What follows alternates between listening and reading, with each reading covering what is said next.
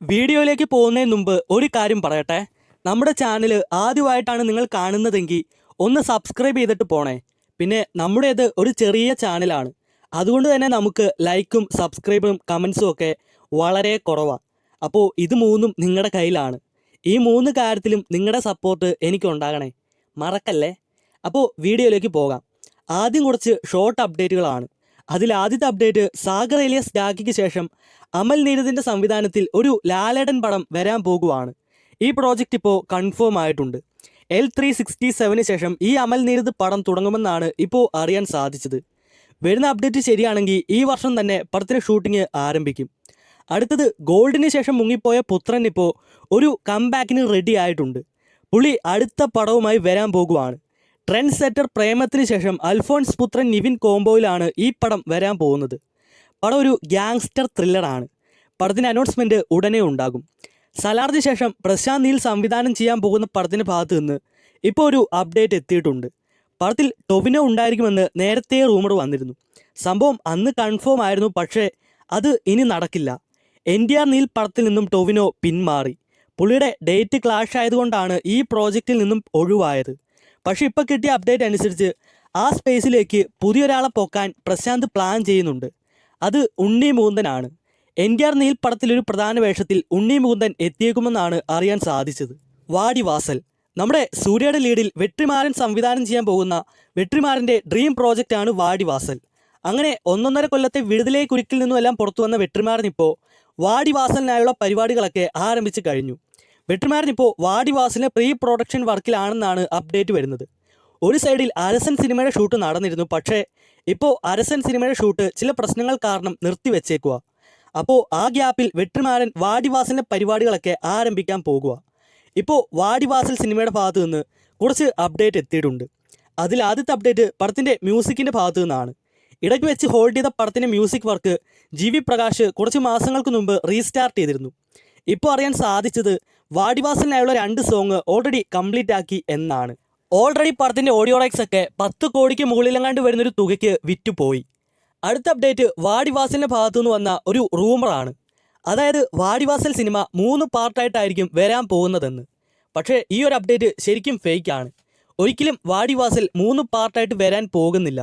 അഥവാ ഇനി എങ്ങാനും 2 പാർട്ടായിട്ട് വന്നാലും ഒരിക്കലും 3 പാർട്ടായിട്ട് വരില്ല. അങ്ങനെ എടുക്കുകയാണെങ്കിൽ തന്നെ ഇത് ഡോക്യുമെൻ്ററി ആയിട്ട് എടുക്കേണ്ടി വരും. ഈ വാടിവാസൽ നോവൽ വായിച്ചവർക്കറിയാം, ഞാൻ വായിച്ചിട്ടില്ല. ഇത് അത്യാവശ്യം ലെങ്തി ആണെങ്കിലും 2 ഭാഗങ്ങളായിട്ട് വരാനുള്ളതൊന്നുമില്ല. നോവൽ ബേസ് വലിയൊരു കഥയാണെങ്കിലും അതൊരു ഫീച്ചർ ഫിലിമിലേക്ക് കൺവേർട്ട് ആകുമ്പോൾ അതൊരു 3 മണിക്കൂർ കുറച്ച് ഗ്രാൻഡായിട്ട് വൻ ഇൻട്രസ്റ്റിംഗ് ആയിട്ട് എടുക്കാവുന്ന ഒരു സംഭവമാണ്. ഇനിയിപ്പോൾ 2 പാർട്ടായിട്ട് വന്നാലും അതൊരു ടിപ്പിക്കൽ നോവൽ ലെവലിലായി പോകും.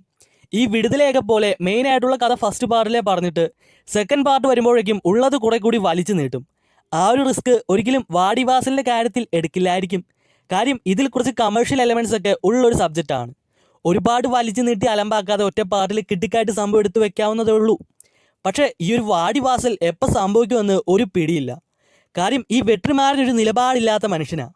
ഇപ്പോൾ തുടങ്ങിയ പ്രീ പ്രൊഡക്ഷൻ പോലും നല്ലൊരു സബ്ജക്റ്റ് കിട്ടിയാലോ അല്ലെങ്കിൽ അരസൻ സിനിമയുടെ ഷൂട്ട് വീണ്ടും സ്റ്റാർട്ട് ചെയ്താലോ പുള്ളി അപ്പം തന്നെ ഇട്ടേച്ച് പോകും. വാടിവാസൽ വെട്രിമാരൻ്റെ കയ്യിലാണ്. വാടിവാസലിനായി സൂര്യ പുള്ളിക്ക് ഓപ്പൺ ഡേറ്റ് കൊടുത്തിട്ടുള്ളതാണ്. വെട്രിമാരൻ എപ്പോൾ ഓക്കെ പറയുന്നോ അപ്പം തന്നെ സൂര്യയുടെ അടുത്ത പ്രോജക്റ്റായി വാടിവാസൽ ഓണാകും.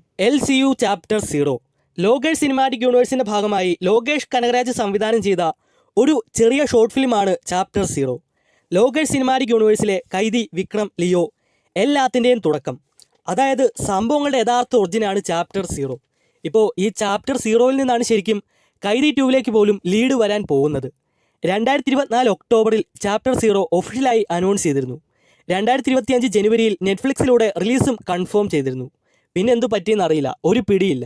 ഇപ്പോൾ 2 കൊല്ലം കഴിഞ്ഞു. പക്ഷേ നിലവിൽ LCU ഷോർട്ട് ഫിലിമിനെ പറ്റി തേടിപ്പോയപ്പോൾ നമുക്ക് എക്സ്ക്ലൂസീവ് ആയിട്ടുള്ളൊരു അപ്ഡേറ്റ് കിട്ടിയിട്ടുണ്ട്. LCU ഷോർട്ട് ഫിലിമിൻ്റെ റിലീസ് ഡേറ്റ് അനൗൺസ് ചെയ്യാൻ പോകുവാണ്. പക്ഷേ റിലീസ് ഉടനെ എങ്ങും ഉണ്ടാകില്ല. കാര്യം നിലവിൽ AA23യുടെ പ്രീ പ്രൊഡക്ഷൻ സ്റ്റേജിലാണ് ലോകേഷ് ഇപ്പോഴുള്ളത്.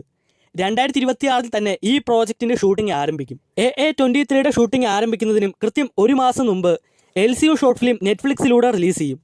AA23യുടെ ഷൂട്ടിംഗ് കഴിഞ്ഞാൽ ഉടനെ തന്നെ ലോകേഷ് കൈദി 2ൻ്റെ ഷൂട്ടിംഗ് ആരംഭിക്കും.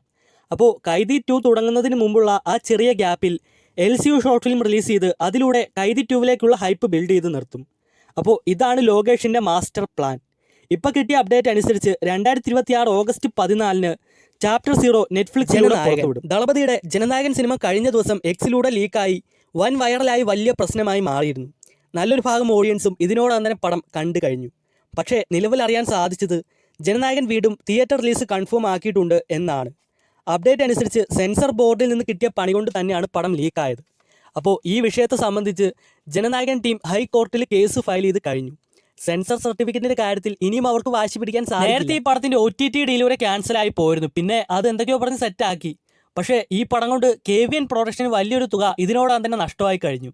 കുറച്ചെങ്കിലും തിരിച്ച് പിടിക്കണമെങ്കിൽ പടം തിയേറ്റർ റിലീസിന് എത്തിയേ പറ്റൂ.